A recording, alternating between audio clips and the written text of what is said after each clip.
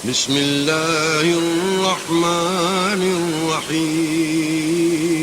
شروع اللہ کے نام سے جو بڑا مہربان نہایت رحم والا ہے۔ السلام علیکم ورحمۃ اللہ وبرکاتہ۔ الحمدللہ رب العالمین والصلاة والسلام علی رسول اللہ، اما بعد۔ میں ہوں آصف اقبال، سول انجینئر۔ آپ اس وقت سن رہے ہیں ہمارے چینل شم میں رسالت کی جانب سے واقعہ کربلا کا حقیقی پس منظر، ایپیسوڈ نمبر 6، قسط نمبر 6، حدیث نمبر 44۔ سنن نسائی الکبریٰ کی حدیث میں ہے، سیدنا عبداللہ بن ظالم تابعی رحمۃ اللہ بیان کرتے ہیں کہ حضرت مغیرہ رضی اللہ تعالی عنہ نے خطبہ دیا اور اس میں سیدنا علی رضی اللہ تعالیٰ عنہ کو سب و شتم کا نشانہ بنایا، تو اس پر سیدنا سعید بن زید رضی اللہ تعالیٰ عنہ نے فرمایا کہ میں گواہی دیتا ہوں کہ میں نے رسول اللہ صلی اللہ علیہ وسلم سے خود یہ بات سنی ہے کہ آپ صلی اللہ علیہ وسلم فرما رہے تھے، اے ہرا پہاڑ تھم جا، تجھ پر اس وقت صرف نبی صلی اللہ علیہ وسلم یا صدیق یا شہید ہی تو موجود ہیں، اور اس وقت اس پہاڑ پر رسول اللہ صلی اللہ علیہ وسلم، سیدنا ابو بکر، سیدنا عمر، سیدنا عثمان، سیدنا علی، سیدنا طلحہ، سیدنا زبیر، سیدنا سعد بن ابی وقاص اور سیدنا عبد الرحمن بن عوف اور سعید بن زید رضی اللہ تعالیٰ عنہ اجمعین موجود تھے۔ سنن نسائی الکبریٰ کی حدیث میں ہے، سیدنا عبداللہ بن ظالم رحمۃ اللہ بیان کرتے ہیں کہ میں سیدنا سعید بن زید رضی اللہ تعالیٰ عنہ کے سامنے بیٹھا ہوا تھا، تو وہ فرمانے لگے، ہمارے یہ حکمران ہمیں حکم دیتے ہیں کہ ہم اپنے بھائیوں پر لعنت کریں، اور بے شک ہم تو لعنت نہیں کریں گے، بلکہ ہم تو ان کے لیے اللہ تعالیٰ کی بارگاہ میں عافیت کی دعا کریں گے۔ میں نے رسول اللہ صلی اللہ علیہ وسلم سے خود یہی بات سنی کہ آپ صلی اللہ علیہ وسلم فرما رہے تھے، اور قریب میرے بعد بہت سے فتنے رونما ہوں گے اور ایسے ایسے ہوگا۔ اس دوران ایک شخص وہاں آیا اور سیدنا سعید رضی اللہ تعالیٰ سے عرض کی کہ مجھے تو سیدنا علی رضی اللہ تعالیٰ عنہ سے ہر چیز سے بڑھ کر محبت ہے۔ اس پر سیدنا سعید بن زید رضی اللہ تعالیٰ عنہ نے اس سے فرمایا، تمہیں بشارت ہو، تم تو ایک جنتی انسان سے محبت کرتے ہو۔ پھر سیدنا سعید بن زید رضی اللہ تعالیٰ عنہ نے حدیث بیان کی کہ رسول اللہ صلی اللہ علیہ وآلہ وسلم سیدنا ابو بکر، سیدنا عمر، سیدنا عثمان، سیدنا علی، سیدنا طلحہ، سیدنا زبیر، سیدنا عبد الرحمن بن عوف اور سیدنا سعد بن ابی وقاص رضی اللہ عنہم تھے۔ اگر میں چاہوں تو 10ویں جنتی آدمی کا نام بھی بتا سکتا ہوں، یعنی وہ سیدنا سعید رضی اللہ تعالیٰ عنہ خود تھے۔ پھر آپ صلی اللہ علیہ وسلم نے فرمایا، اے ہرا پہاڑ تھم جا، تجھ پر نبی صلی اللہ علیہ وسلم یا صدیق یا شہید موجود ہیں۔ سنن نسائی الکبریٰ اور سنن ابی داؤد کی حدیث میں ہے، سیدنا عبد الرحمن بن اخنس تابعی رحمۃ اللہ بیان کرتے ہیں کہ سیدنا سعید بن زید رضی اللہ تعالیٰ عنہ حضرت مغیرہ بن شعبہ رضی اللہ تعالیٰ عنہ کے پاس بیٹھے ہوئے تھے، تو حضرت مغیرہ بن شعبہ رضی اللہ تعالیٰ عنہ نے علی بن ابی طالب رضی اللہ تعالیٰ عنہ سے متعلق کچھ نازیبا الفاظ میں کہا، تو سیدنا سعید بن زید رضی اللہ تعالیٰ عنہ وہیں پر کھڑے ہوئے اور فرمایا کہ میں نے رسول اللہ صلی اللہ علیہ وسلم سے خود یہ بات سنی کہ آپ صلی اللہ علیہ وسلم فرما رہے تھے، اہل قریش میں سے 10 آدمی جنت میں ہیں، رسول اللہ صلی اللہ علیہ وسلم جنت میں ہیں، سیدنا ابو بکر جنت میں ہیں، سیدنا عمر جنت میں ہیں، سیدنا علی جنت میں ہیں، سیدنا عثمان جنت میں ہیں، سیدنا طلحہ جنت میں ہیں، سیدنا زبیر جنت میں ہیں، سیدنا عبد الرحمن بن عوف جنت میں ہیں، سیدنا سعد بن ابی وقاص جنت میں ہیں، اور سیدنا سعید بن زید جنت میں ہیں رضی اللہ عنہ اجمعین۔ سنن نسائی الکبریٰ حدیث نمبر 8205، 8206 اور 8210، اور سنن ابی داؤد 4649۔ قال الشیخ غلام مصطفیٰ ظہیر امن پوری فی فضائل الصحابہ اسناد الصحیح، حدیث نمبر 45، صحیح بخاری کی حدیث میں ہے۔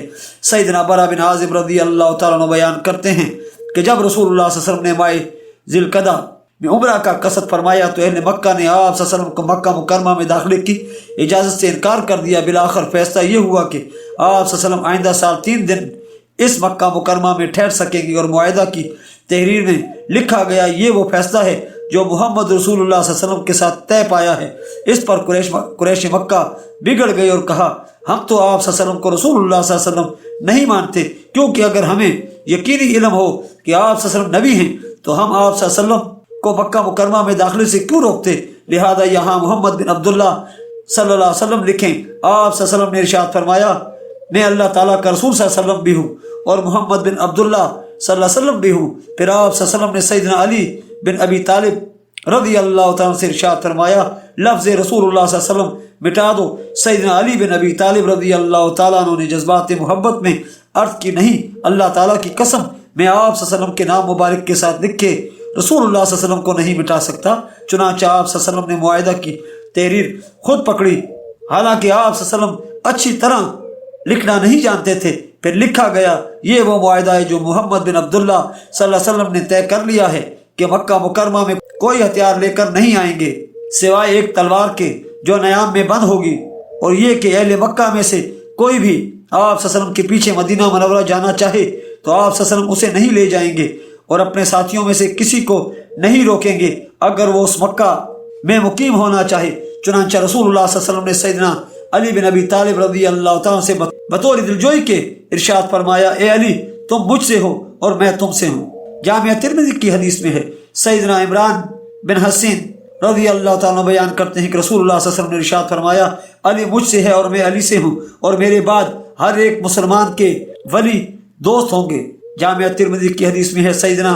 انس بن مالک رضی اللہ تعالیٰ عنہ بیان کرتے ہیں کہ رسول اللہ صلی اللہ علیہ وسلم کے پاس ایک بھنا ہوا پرندہ تھا۔ آپ صلی اللہ علیہ وسلم نے دعا کی، اللہ تعالیٰ اپنے مخلوق میں سے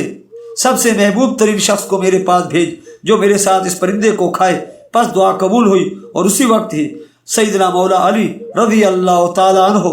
رسول اللہ صلی اللہ علیہ وسلم کی خدمت میں حاضر ہوئے، اور رسول اللہ صلی اللہ علیہ وسلم کے ساتھ وہ پرندہ تناول فرمایا۔ المستدرک الحاکم کی حدیث میں ہے، ام المومنین سید عائشہ رضی اللہ تعالیٰ عنہ سے پوچھا گیا کہ رسول اللہ صلی اللہ علیہ وسلم کو لوگوں میں سب سے بڑھ کر محبوب کون تھا؟ فرمایا سیدہ فاطمہ رضی اللہ تعالیٰ عنہ۔ پوچھا گیا مردوں میں کون تھا؟ فرمایا ان کے شوہر سیدنا علی بن ابی طالب رضی اللہ تعالیٰ عنہ، جو بہت ہی روزے رکھنے والے اور شب زندہ دار تھے۔ مسند ابی یعلا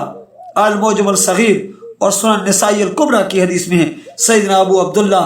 جدلی تابعی رحمۃ اللہ بیان کرتے ہیں کہ ام المومنین سیدہ ام سلمہ رضی اللہ تعالیٰ عنہ انتہائی دکھی ہو کر مجھ سے فرمانے لگی، کیا رسول اللہ صلی اللہ علیہ وسلم کو ممبروں پر گالیاں دی جاتی ہیں؟ میں نے عرض کیا، یہ انتہائی گستاخانہ اور کبھی پھیل کیوں کر ہو سکتا ہے؟ تو انہوں نے فرمایا، کیا سیدنا علی رضی اللہ تعالیٰ عنہ اور ان سے محبت کرنے والوں کو گالیاں نہیں دی جاتی، جبکہ میں گواہی دیتی ہوں کہ رسول اللہ صلی اللہ علیہ وسلم ان سے محبت فرمایا کرتے تھے۔ یعنی سیدنا علی بن ابی طالب رضی اللہ تعالیٰ عنہ کو ممبروں پر گالیاں دینا حقیقت میں تو رسول اللہ صلی اللہ علیہ وسلم پہ گالیاں بکنے کے ہی مترادف ہے، نعوذ باللہ من ذالک۔ صحیح بخاری حدیث نمبر 4251، جامعہ ترمذی 3712 اور 3721۔ قال الشیخ زبیر علی زئی فی مشکات المصابی تحت الحدیث 6994، اسناد صحیح۔ المستدرک الحاکم 4744، قال الامام حاکم اسناد صحیح۔ مسند ابی یعلا 6977، قال الشیخ زبیر علی زئی فی مشکات تحت الحدیث 6101، اسناد صحیح۔ المعجم الصغیر طبرانی 889، سنن نسائی الکبریٰ 8476، قال الشیخ غلام مصطفیٰ ظہیر امن پوری فی خصائص علی تحت الحدیث 8476، اسناد صحیح۔ نوٹ، علامہ جلال الدین سیوطی المتوفیٰ 911 ہجری لکھتے ہیں، بنو امیہ اپنے خطبات میں سیدنا علی بن ابی طالب رضی اللہ تعالیٰ کو گالی دیا کرتے تھے۔ پھر جب سیدنا عمر بن عبدالعزیز تابعی رحمۃ اللہ خلیفہ بنے تو انہوں نے اس غلیظ انتہائی گستاخانہ اور کبیر رسم کو بند کروا دیا، اور حکومتی کارندوں کے نام حکم نامہ جاری فرمایا کہ اس غلیظ رسم کو بند کر دیا جائے۔ پھر اس کی جگہ اس آیت کو جاری فرما دیا، بے شک اے ایمان والو، اللہ تعالیٰ تمہیں ان 3 کاموں کا حکم دیتا ہے کہ ہر معاملہ میں انصاف سے کام لو اور احسان کرو اور اچھا سلوک کرو رشتہ داروں کے ساتھ، اور تمہیں ان 3 کاموں سے منع فرماتا ہے، بے حیائی سے اور برے کاموں سے اور سرکشی سے وہ اللہ تعالیٰ تمہیں واعظ کرتا ہے تاکہ تم نصیحت حاصل کر سکو۔ سورہ النحل آیت نمبر 90۔ چنانچہ اس وقت سے اب تک خطبات میں اس آیت مبارکہ کی قرأت مسلسل جاری ہے۔ تاریخ الخلفاء للسیوطی باب عمر بن عبدالعزیز، حدیث نمبر 46۔ سنن نسائی کی حدیث میں ہے، سیدنا سعید بن جبیر تابعی رحمۃ اللہ بیان کرتے ہیں کہ میں سیدنا عبداللہ بن عباس رضی اللہ تعالیٰ کے ہمراہ میدان عرفات میں تھا، تو آپ صلی اللہ علیہ وسلم نے تو آپ رضی اللہ تعالیٰ عنہ نے مجھ سے دریافت فرمایا، کیا وجہ ہے کہ لوگوں سے تلبیہ لبیک اللہم لبیک کی آواز سنائی نہیں دے رہی؟ میں نے عرض کیا کہ لوگ حضرت معاویہ بن ابی سفیان رضی اللہ تعالیٰ عنہ کے منع کرنے کی وجہ سے ڈرتے ہیں، اس لیے بلند آواز سے تلبیہ کہنے کے بجائے آہستہ آواز میں ہی کہہ لیتے ہیں۔ چنانچہ سیدنا عبداللہ بن عباس رضی اللہ تعالیٰ غصہ کی حالت میں اپنے خیمے سے باہر تشریف لائے اور بلند آواز سے پکارنا شروع کر دیا، لبیک اللہم لبیک۔ میں نے عرض کیا کہ اس لیے بلند آواز میں تلبیہ کہنے کے بجائے آہستہ آواز میں ہی کہہ لیتے ہیں۔ چنانچہ سیدنا عبداللہ بن عباس رضی اللہ عنہ غصہ کی حالت میں اپنے خیمے سے باہر تشریف لائے اور بلند آواز میں پکارنا شروع کر دیا، لبیک اللہم لبیک لبیک اللہم لبیک، اور ساتھ ہی فرمایا بے شک ان لوگوں نے سیدنا علی بن ابی طالب رضی اللہ تعالیٰ سے بغض رکھنے کی وجہ سے بلند آواز سے تلبیہ کہنے کی سنت مبارکہ کو ہی چھوڑ دیا۔ سنن کبریٰ للبیہقی کی حدیث میں ہے کہ سیدنا سعید بن جبیر تابعی رحمۃ اللہ کا بیان ہے کہ ہم میدان عرفات میں سیدنا عبداللہ بن عباس رضی اللہ تعالیٰ عنہ کے پاس تھے تو انہوں نے سوال فرمایا، کیا وجہ ہے کہ مجھے لوگوں کی تلبیہ کی آواز سنائی نہیں دے رہی؟ میں نے عرض کیا کہ لوگ حضرت معاویہ رضی اللہ تعالیٰ عنہ سے ڈرتے ہیں۔ سیدنا عبداللہ بن عباس رضی اللہ تعالیٰ غصے کی حالت میں اپنے خیمے سے باہر تشریف لائے اور پکارا، لبیک اللہم لبیک، خواہ حضرت معاویہ بن ابی سفیان رضی اللہ تعالیٰ عنہ کی ناک خاک آلود ہو جائے، یعنی وہ میرے سنت پر عمل کرنے کو خواہ برا ہی مان جائیں، اور ساتھ ہی فرمایا، اے اللہ تعالیٰ ان لوگوں پر لعنت فرما، بے شک ان لوگوں نے سیدنا علی رضی اللہ تعالیٰ عنہ کے بغض کی وجہ سے بلند آواز سے تلبیہ کہنے کی سنت مبارکہ کو ہی چھوڑ دیا ہے۔ یعنی سیدنا علی رضی اللہ تعالیٰ عنہ کا بلند آواز سے تلبیہ کہنا تو سنت پر عمل تھا، نہ کہ ذاتی اجتہاد تھا۔ سنن نسائی حدیث نمبر 3009، قال الشیخ زبیر علی زئی والبانی اسناد الصحیح، سنن الکبریٰ للبیہقی حدیث نمبر 9447، قال الشیخ زبیر علی زئی اسناد الصحیح حدیث نمبر 47 صحیح مسلم کی حدیث میں ہے۔ سیدنا علی رضی اللہ تعالیٰ عنہ بیان فرماتے ہیں، قسم ہے اس ذات کی جس نے دانے کو پھاڑا، نباتات نکالے اور مخلوقات کو پیدا فرمایا، بے شک نبی امی صلی اللہ علیہ وسلم نے مجھ سے یہ عہد کیا تھا کہ مجھ سیدنا علی رضی اللہ تعالیٰ سے صرف مومن ہی محبت رکھے گا اور منافق کی مجھ سے نفرت کرے گا۔ صحیح مسلم حدیث نمبر 240۔ حدیث نمبر 48 فضائل صحابہ احمد بن حنبل کی حدیث میں ہے، سیدنا ابو مریم تابعی رحمۃ اللہ بیان کرتے ہیں کہ میں نے خود سیدنا علی بن ابی طالب رضی اللہ تعالیٰ کو یہ فرماتے سنا، میری ذات کی وجہ سے دو قسم کے لوگ ہلاک یعنی گمراہ ہو جائیں گے، پہلی قسم حد سے زیادہ محبت میں غلو کرنے والے اور دوسری قسم مجھ سے بغض رکھنے والے۔ فضائل صحابہ اور سنت کی حدیث میں ہے، سیدنا ابو السوار تابعی رحمۃ اللہ بیان کرتے ہیں کہ سیدنا علی رضی اللہ تعالیٰ نے رسول اللہ صلی اللہ علیہ وسلم کی غیبی خبر کی بنیاد پر فرمایا، کچھ لوگ مجھ سے محبت کریں گے یہاں تک کہ محبت میں غلو ان رافضیوں کو آگ میں داخل کر دے گا، اور کچھ لوگ مجھ سے بغض رکھیں گے یہاں تک کہ یہ بغض ان ناسمیوں کو آگ میں لے جائے گا۔ فضائل صحابہ احمد بن حنبل 964 اور 952۔ السنہ لا بن ابی عاصم حدیث نمبر 819، قال الشیخ زبیر علی زئی اسناد الصحیح۔ حدیث نمبر 49 صحیح بخاری کی حدیث میں ہے، سیدنا حسن بصری تابعی رحمۃ اللہ بیان، حضرت سیدنا حسن بصری تابعی رحمۃ اللہ کا بیان ہے، جب سیدنا علی بن ابی طالب رضی اللہ تعالیٰ کی شہادت کے بعد جب صحابہ کرام رضی اللہ تعالیٰ عنہ اجمعین نے مشرق کے بعد سیدنا حسن بن علی رضی اللہ تعالیٰ عنہ کو متفقہ طور پر خلیفہ چن لیا، تو اللہ تعالیٰ کی قسم سیدنا حسن بن علی رضی اللہ تعالیٰ پہاڑوں جیسے لشکر لے کر حضرت معاویہ بن ابی سفیان رضی اللہ تعالیٰ کے مقابلے میں آئے تھے، جن کو دیکھ کر حضرت عمرو بن عاص رضی اللہ تعالیٰ نے کہا، مجھے ایسے لشکر نظر آ رہے ہیں جو مد مقابل کو پناہ کیے بغیر واپس نہیں لوٹیں گے۔ یہ سن کر حضرت معاویہ رضی اللہ تعالیٰ نے کہا، اے عمرو، اگر دونوں گروہوں نے ایک دوسرے کو مار ڈالا تو ان کے پسماندگان کا ذمہ دار کون ہوگا؟ ان کی بیوہ عورتوں کا ذمہ دار کون ہوگا؟ ان کے یتیم بچوں کا ذمہ دار کون ہوگا؟ چنانچہ حضرت معاویہ رضی اللہ تعالیٰ نے بنی عبد الشمس کے دو قریشی افراد عبد الرحمن بن سمرہ اور عبداللہ بن عامر کو بھیجا کہ جاؤ اور اس شخص سیدنا حسن بن علی رضی اللہ عنہ کو صلح کی پیشکش کرو اور ان سے مصالحت کا مطالبہ کرو۔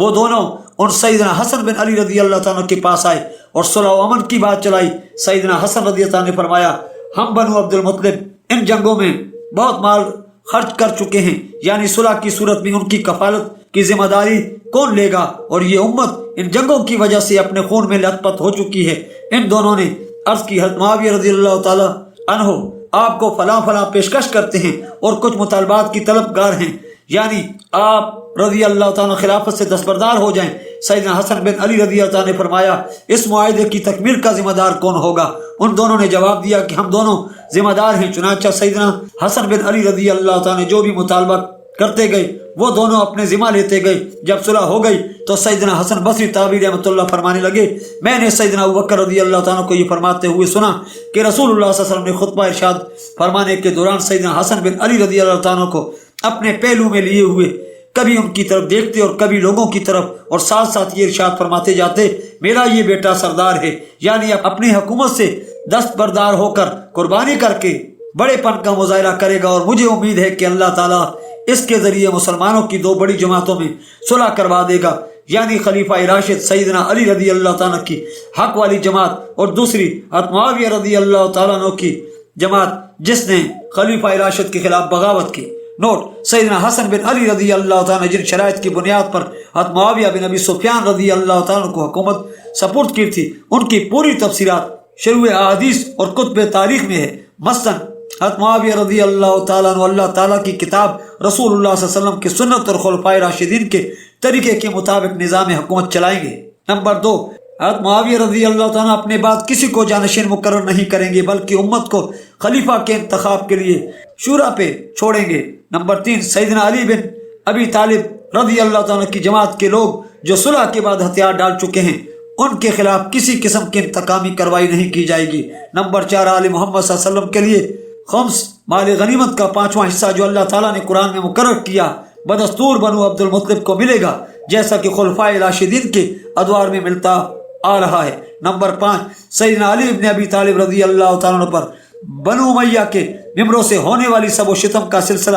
ہمیشہ کے لیے ختم کر دیا جائے گا، وغیرہ وغیرہ۔ مگر افسوس ان شرائط کی پابندی ویسے نہ کی گئی جیسا کہ اس کا حق تھا۔ الاستیاب لا بن عبد البر، الاصابہ لا بن حجر، البدایہ والنہایہ لا بن کثیر، فتح الباری لا بن حجر، تحت الحدیث البخاری 7109۔ حدیث نمبر 5، المصنف لا بن ابی شیبہ کی حدیث میں ہے، سیدنا عمیر بن اسحاق تابعی رحمۃ اللہ کا بیان ہے، میں اور ایک دوسرا شخص سیدنا حسن بن علی رضی اللہ عنہ کی عیادت کے لیے حاضر ہوئے۔ سیدنا حسن رضی اللہ تعالیٰ اس شخص سے بار بار فرماتے، مجھ سے جو علمی بات پوچھنی ہے پوچھ لو، اس وقت سے پہلے کہ تم نہ پوچھ سکو۔ اس شخص نے عرض کی کہ میں آپ رضی اللہ تعالیٰ سے کچھ پوچھنا نہیں چاہتا، ہم تو صرف عیادت کے لیے حاضر ہوئے ہیں، اللہ تعالیٰ آپ رضی اللہ تعالیٰ کو صحت عطا فرمائے۔ پھر آپ رضی اللہ تعالیٰ اٹھے اور بیت الخلاء میں داخل ہوئے، پھر واپس آئے اور فرمایا، ابھی ابھی میں نے اپنے جگر کا ٹکڑا تھوکا ہے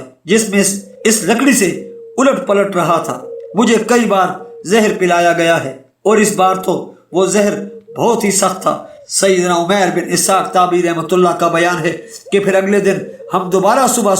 سیدنا حسن رضی اللہ تعالیٰ کی عیادت کے لیے حاضر ہوئے تو وہ حالت نزا میں تھے، اور اسی دوران سیدنا حسین بن علی رضی اللہ تعالیٰ عنہ آئے اور آپ رضی اللہ تعالیٰ کے سر مبارک کے پاس بیٹھ گئے اور پوچھا، ہے میرے بھائی جان،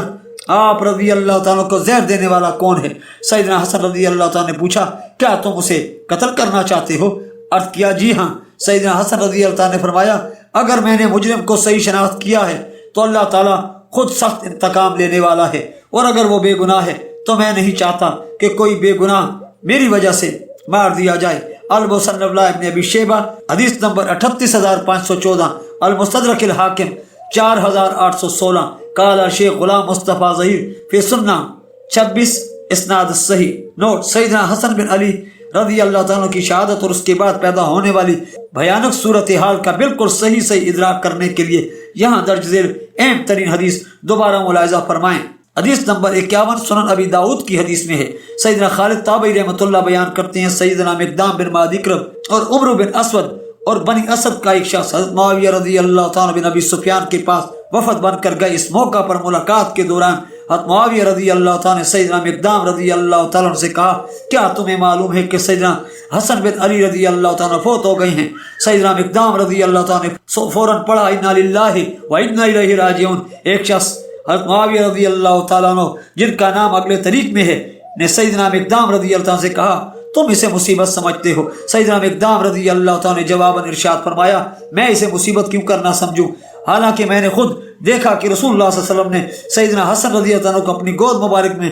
بٹھایا ہوا تھا اور ارشاد فرما رہے تھے، یہ حسن رضی اللہ تعالیٰ مجھ محمد صلی اللہ علیہ وسلم سے ہے، اور حسین رضی اللہ تعالیٰ علی رضی اللہ تعالیٰ عنہ سے ہے۔ بنو اسد کے ایک شخص نے کہا، وہ حسن رضی اللہ تعالیٰ تو ایک انگارہ تھا، جسے اللہ تعالیٰ نے بجھا دیا، نعوذ باللہ من ذالک۔ سیدنا مقدام رضی اللہ تعالیٰ عنہ نے یہ باتیں سننے کے بعد غصے میں آ کر ارشاد فرمایا، میں اس وقت تک یہاں سے نہیں اٹھوں گا جب تک تجھ حضرت معاویہ رضی اللہ تعالیٰ کو غصہ نہ دلاؤں اور ایسی بات نہ سناؤں جو تجھے ناپسند ہوئے۔ معاویہ رضی اللہ تعالیٰ عنہ، اگر میں سچ بیان کروں تو میری تصدیق کر دینا، اور اگر جھوٹ بولوں تو میری تردید کر دینا۔ حضرت معاویہ رضی اللہ تعالیٰ نے کہا ٹھیک ہے۔ چنانچہ سیدنا مقدام رضی اللہ تعالیٰ نے پوچھا، میں تجھے اللہ تعالیٰ کا واسطہ دے کر پوچھتا ہوں کہ تو نے خود رسول اللہ صلی اللہ علیہ وسلم کو سونا پہننے سے منع فرماتے ہوئے سنا؟ حضرت معاویہ رضی اللہ تعالیٰ نے کہا ہاں۔ پھر سیدنا مقدام رضی اللہ تعالیٰ نے پوچھا، میں تجھے اللہ تعالیٰ کا واسطہ دے کر پوچھتا ہوں کہ تو نے خود رسول اکرم صلی اللہ علیہ وسلم کو ریشم پہننے سے منع فرماتے ہوئے سنا؟ حضرت معاویہ رضی اللہ تعالیٰ نے کہا ہاں۔ پھر سیدنا مقدام رضی اللہ تعالیٰ نے پوچھا، میں تجھے اللہ تعالیٰ کا واسطہ دے کر پوچھتا ہوں کہ تو نے خود رسول اکرم صلی اللہ علیہ وسلم کو درندوں کی کھالوں کے لباس کو پہننے سے اور ان پر قالین کے طور پر بیٹھنے سے روکا تھا؟ حضرت معاویہ رضی اللہ تعالیٰ نے کہا ہاں۔ پھر سیدنا مقدام رضی اللہ تعالیٰ نے فرمایا، اللہ تعالیٰ کی قسم اے معاویہ، یہ سب حرام اشیاء استعمال ہوتی ہوئی میں نے تیرے گھر میں دیکھی ہیں۔ یہ سن کر حضرت معاویہ رضی اللہ تعالیٰ نے کہا، اے مقدام مجھے پتا ہے میں تم سے جیت نہیں سکتا۔ سیدنا خالد تابعی رحمۃ اللہ بیان کرتے ہیں کہ پھر حضرت معاویہ رضی اللہ تعالیٰ نے سیدنا مقدام رضی اللہ تعالیٰ کے لیے ان کے دونوں ساتھیوں سے بڑھ کر انعام و اکرام کا حکم صادر کیا، اور سیدنا مقدام بن معدی کرب رضی اللہ تعالیٰ نے سارا مال اپنے ساتھیوں میں ہی وہی بانٹ دیا، اور اصلی نے کسی کو کچھ بھی نہ دیا۔ اس بات کی خبر جب حضرت معاویہ رضی اللہ تعالیٰ کو ہوئی تو انہوں نے کہا، سیدنا مقدام رضی اللہ تعالیٰ واقعی ایک سخی شخص ہیں جنہوں نے دل کھول کر دے دیا، اور جو اصلی شخص ہے وہ اپنے مال کو اچھی طرح سے سنبھالنے والا ہے۔ مسند احمد کی حدیث میں ہے، سیدنا خالد بن معدان تابعی رحمۃ اللہ بیان کرتے ہیں کہ سیدنا مقدام بن معدی کرب اور عمرو بن اسود حضرت معاویہ بن ابی سفیان رضی اللہ تعالیٰ سے ملنے آئے تو حضرت معاویہ رضی اللہ تعالیٰ نے سیدنا مقدام رضی اللہ تعالیٰ سے کہا، کیا تمہیں معلوم ہے کہ سیدنا حسن رضی اللہ تعالیٰ عنہ فوت ہو گئے ہیں؟ سیدنا مقدام رضی اللہ تعالیٰ نے فوراً پڑھا، انا للہ و انا الیہ راجعون۔ اس پر حضرت معاویہ رضی اللہ تعالیٰ نے سیدنا مقدام رضی اللہ تعالیٰ سے کہا، تم اسے یعنی سیدنا حسن رضی اللہ عنہ کی موت کو مصیبت سمجھتے ہو؟ نعوذ باللہ من ذالک۔ سیدنا مقدام رضی اللہ عنہ نے جواباً فرمایا، میں اسے مصیبت کیوں کرنا سمجھوں، حالانکہ میں نے خود دیکھا تھا کہ رسول اللہ صلی اللہ علیہ وسلم نے سیدنا حسن رضی اللہ عنہ کو اپنی گود مبارک میں بٹھایا ہوا تھا اور ارشاد فرما رہے تھے، یہ حسن رضی اللہ تعالیٰ عنہ مجھ محمد صلی اللہ علیہ وسلم سے ہے، اور حسین رضی اللہ تعالیٰ عنہ علی رضی اللہ تعالیٰ عنہ سے ہے۔ سنن ابی داؤد حدیث نمبر 4131، مسند احمد حدیث نمبر 17321، جلد نمبر 7 صفحہ نمبر 141۔ قال الشیخ البانی و شیخ زبیر علی زئی اسناد الصحیح، حدیث نمبر 52 صحیح مسلم کی حدیث میں ہے۔ سیدنا ابو رافع تابعی رحمۃ اللہ بیان کرتے ہیں کہ سیدنا عبداللہ بن مسعود رضی اللہ تعالیٰ نے مجھ سے بیان کیا کہ رسول اللہ صلی اللہ علیہ وسلم نے ارشاد فرمایا، اللہ تعالیٰ نے مجھ سے پہلے جس بھی نبی علیہ الصلوۃ والسلام کو مبعوث فرمایا تو ان سب ہی کی امت میں ان کے کچھ حواری، قریبی اور خاص ساتھی اور اصحاب ہوا کرتے جو اس نبی علیہ الصلوۃ والسلام کی سنت پر چلتے اور اس کے احکام کی پیروی کیا کرتے۔ پھر ان حواریوں کے بعد ایسے نالائق لوگ ان کے جانشین ہوتے جو زبان سے وہ کہتے جو وہ نہیں کرتے، اور وہ کچھ کرتے جس کا حکم نہیں دیا گیا تھا۔ ایسی صورتحال میں جو کوئی بھی ان نالائق جانشینوں سے اپنے ہاتھوں سے جہاد کرے تو وہ اللہ تعالیٰ کے نزدیک مومن ہے، اور جو کوئی بھی ان سے اپنی زبان سے جہاد کرے گا تو وہ اللہ تعالیٰ کے نزدیک مومن ہے، اور جو کوئی بھی ان سے اپنے دل سے برا سمجھتے ہوئے جہاد کرے گا وہ بھی اللہ تعالیٰ کے نزدیک مومن ہے، اور اس کے بعد تو رائی کے دانے کے برابر بھی ایمان نہیں ہے۔ سیدنا ابو رافع تابعی رحمۃ اللہ بیان کرتے ہیں کہ میں نے جب یہ حدیث سیدنا عبداللہ بن عمر رضی اللہ تعالیٰ سے بیان کی تو انہوں نے اس حدیث کے ہونے کا انکار کر دیا۔ اتفاقاً مجھ سے ملنے کے لیے سیدنا عبداللہ بن مسعود رضی اللہ تعالیٰ وہاں تشریف لائے۔ مدینہ شریف کی ایک وادی کانات میں قیام کیا تو سیدنا عبداللہ بن عمر رضی اللہ تعالیٰ مجھے ساتھ لے کر ان کی عیادت کے لیے حاضر ہوئے۔ جب ہم ان کے پاس بیٹھ گئے تو میں نے اسی حدیث کے متعلق سیدنا عبداللہ بن عباس رضی اللہ تعالیٰ سے سوال کیا تو انہوں نے بالکل وہی حدیث بیان کی جو میں سیدنا عبداللہ بن عمر رضی اللہ تعالیٰ سے بیان کر چکا تھا۔ صحیح مسلم کی حدیث میں ہے، سیدنا طارق بن شہاب تابعی رحمۃ اللہ بیان کرتے ہیں کہ سب سے پہلے مروان بن حکم نے عید کے دن نماز سے پہلے خطبے کی بدعت شروع کی۔ نوٹ: نماز کے بعد خطبہ میں بنو امیہ کے گورنر سیدنا علی بن ابی طالب رضی اللہ تعالیٰ عنہ پر ممبروں سے لعنت کرواتے تھے، چنانچہ لوگ خطبہ سنے بغیر ہی اپنے گھروں کو چلے جایا کرتے تھے۔ تو اس پر ایک شخص نے اٹھ کر مروان سے کہا نماز عید خطبے سے پہلے ہونی چاہیے کیونکہ یہی سنت ہے۔ اس پر مروان نے کہا بے شک وہ دور نبی صلی اللہ علیہ وسلم کے طریقے تو متروک ہو چکے ہیں، نعوذ باللہ من ذالک۔ اس موقع پر سیدنا ابو سعید خدری رضی اللہ عنہ نے فرمایا بے شک اس شخص نے وقت کے حکمران کو کلمہ حق کے ذریعے تنبیہ کر کے اپنا فرض ادا کر دیا، کیونکہ میں نے رسول اللہ صلی اللہ علیہ وسلم کو خود فرماتے ہوئے سنا تم میں سے جو کوئی ناپسندیدہ چیز دیکھے ہاتھ سے بزور بازو بدل ڈالے، اگر اس کی طاقت نہ ہو تو زبان سے منع کر دے، اور اگر اس کی بھی استطاعت نہ رکھتا ہو تو دل سے برا جانے، اور یہ تیسرا درجہ سب سے کمزور ایمان کا ہے۔ صحیح بخاری اور صحیح مسلم کی حدیث میں ہے۔ سیدنا ابو سعید خدری رضی اللہ تعالیٰ کا بیان ہے کہ رسول اللہ صلی اللہ علیہ وسلم عید الفطر عید الاضحیٰ کے موقع پر عیدگاہ کی طرف تشریف لے جاتے تو سب سے پہلے عید ادا فرماتے، پھر لوگوں کے سامنے کھڑے ہوتے جبکہ لوگ اپنی صفوں میں ہی بیٹھے ہوتے، چنانچہ آپ صلی اللہ علیہ وسلم انہیں نصیحت فرماتے اور نیکی کا حکم دیتے، اور اگر کوئی لشکر تشکیل دینا ہوتا تو اسے تشکیل دیتے، اور کوئی خاص حکم ہوتا تو ارشاد فرماتے، پھر آپ صلی اللہ علیہ وسلم واپس تشریف لے جاتے۔ سیدنا ابو سعید خدری رضی اللہ تعالیٰ کا بیان ہے کہ لوگ اسی سنت پر قائم تھے کہ ایک بار معاویہ رضی اللہ تعالیٰ کا مقرر کردہ گورنر امیر مدینہ مروان بن حکم کے ہمراہ عید الفطر یا عید الاضحیٰ کی نماز کے لیے نکلا، اور جب ہم عیدگاہ میں پہنچے تو ناگہاں دیکھا کہ کثیر بن سلط نے وہاں ایک ممبر تیار کیا ہوا تھا، اور مروان بن حکم نے نماز سے پہلے ہی اس ممبر پر بغرض خطبہ چڑھنا چاہا تو میں نے اس کے لباس کو پکڑ کر کھینچا، یعنی سنت کی مخالفت سے روکنا چاہا، مگر وہ دامن چھڑا کر چڑھ گیا اور نماز سے پہلے ہی خطبہ دے ڈالا۔ میں نے کہا اللہ تعالیٰ کی قسم تم نے سنت نبی کو بدل ڈالا۔ اس مروان بن حکم نے کہا اے ابو سعید جس سنت کو تم جانتے ہو وہ رخصت ہو چکی۔ میں نے جواباً کہا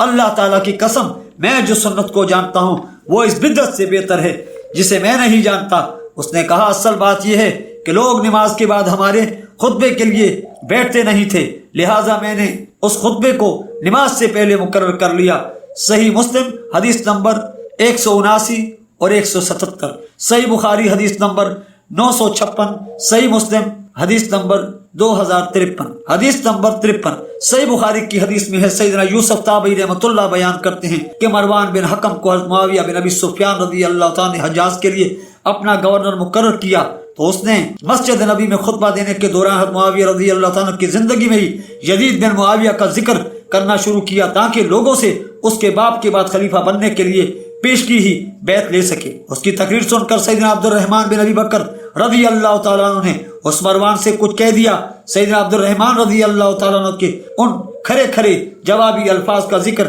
اسی حدیث کے اگلے طریق میں موجود ہے۔ مروان نے غصہ میں حکم دیا کہ انہیں گرفتار کر لیا جائے، چنانچہ سیدنا عبد الرحمن رضی اللہ تعالیٰ جان بچانے کی خاطر اپنی بہن ام المومنین سیدہ عائشہ رضی اللہ تعالیٰ عنہ کے گھر جو مسجد نبی کے ساتھ ملحق تھا میں داخل ہو گئے۔ جب وہ حکومتی کارندے انہیں نہ پکڑ سکے تو مروان بن حکم نے غصہ میں آ کر گستاخی کرتے ہوئے کہا بے شک یہ وہی شخص ہے جس کے متعلق اللہ تعالیٰ نے فرمایا، اور وہ شخص کہ جس نے کہا اپنے والدین سے کہ افسوس ہے تمہارے حال پر، کیا تم مجھے اس بات کی دھمکی دیتے ہو کہ میں قبر سے نکالا جاؤں گا، حالانکہ مجھ سے پہلے بھی کئی قومیں گزر چکی ہیں۔ یہ دھمکیاں تو صرف اگلے لوگوں کی کہانیاں ہیں۔ سورہ الاحقاف آیت نمبر 17۔ مروان کی طرف سے آل ابی بکر رضی اللہ تعالیٰ پر لگائے گئے اس گستاخانہ اور جھوٹے الزام پر ام المومنین سیدہ عائشہ رضی اللہ تعالیٰ عنہ نے پردے میں سے ہی جواب دیتے ہوئے ارشاد فرمایا ہم آل ابی بکر رضی اللہ تعالیٰ سے متعلق اللہ تعالیٰ نے کچھ بھی نازل نہیں فرمایا سوائے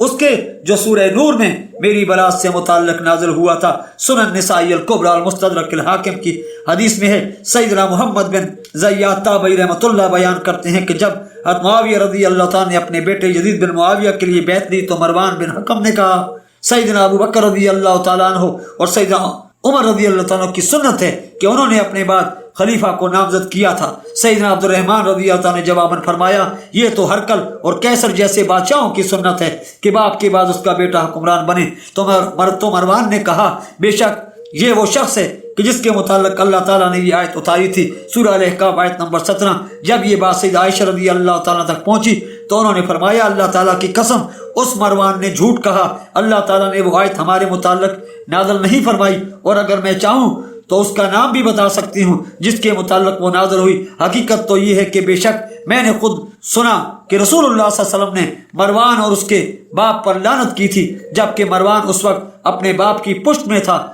پس مروان اللہ تعالیٰ کی طرف سے اسی لعنت کا ایک ٹکڑا ہے۔ صحیح بخاری حدیث نمبر 4827، سنن نسائی الکبریٰ 11491، المستدرک الحاکم 8483، قال الامام الحاکم اسناد صحیح علی شرط البخاری و مسلم، وآخر دعوانا الحمد للہ رب العالمین۔ اس کے ساتھ ہی ہماری آج کی ایپیسوڈ اختتام پذیر ہوتی ہے۔ ملتے ہیں انشاءاللہ نیکسٹ ایپیسوڈ میں۔ آپ ہمارے چینل کو سبسکرائب کیجئے، ویڈیو کو لائک کیجئے، کمنٹس میں اپنی قیمتی آراء سے آگاہ کیجئے۔ اللہ حافظ۔